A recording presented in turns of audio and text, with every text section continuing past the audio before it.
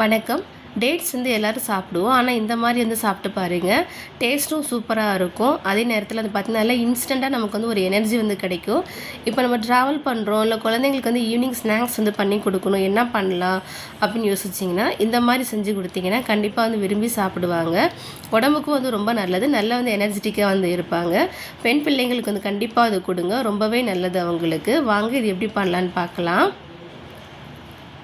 Dates வந்து எடுத்துக்கோங்க. எடுத்துகிட்டு கட் பண்ணி நடுவில் இருக்கிற விதையை வந்து எடுத்துடலாம்.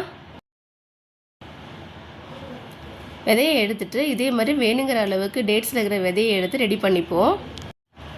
இப்போ டேட்ஸ்குள்ளே நான் ஒரு பாதாம் பருப்பு வந்து வச்சுருக்கேன். இது கூடவே ஒரு பிஸ்தா பருப்பு நான் வந்து வச்சுக்கிறேன். உங்கள்கிட்ட முந்திரி பருப்பு இருந்தால் நீங்கள் அது கூட வந்து வச்சுக்கலாம். வச்சுட்டு அப்படியே வந்து க்ளோஸ் பண்ணிடலாம். இதே மாதிரி எல்லா டேட்ஸுமே வந்து நம்ம ரெடி பண்ணி எடுத்துப்போம். ரெடி பண்ணி எடுத்த டேட்ஸு வெள்ளை எள்ளில் நல்லா ரொட்டேட் பண்ணுங்கள். அப்படியே மேலே எல்லாம் ஒட்டிக்கும். கண்டிப்பாக வந்து எள்ளு சேர்க்கணுங்க, ரிச் அயனு. ஸோ தட்டினோன்னா எக்ஸஸாக இருக்கிறதெல்லாம் கொட்டிடும். இதே மாதிரி எல்லாத்தையும் ரெடி பண்ணி எடுத்துக்கலாம். அவ்வளோதான், இன்ஸ்டண்ட்டான ஒரு ஸ்நாக்ஸ் வந்து ரெடி. டேஸ்ட் வந்து சூப்பராக இருக்கும். கண்டிப்பாக வந்து ட்ரை பண்ணுங்கள். நன்றி, வணக்கம்.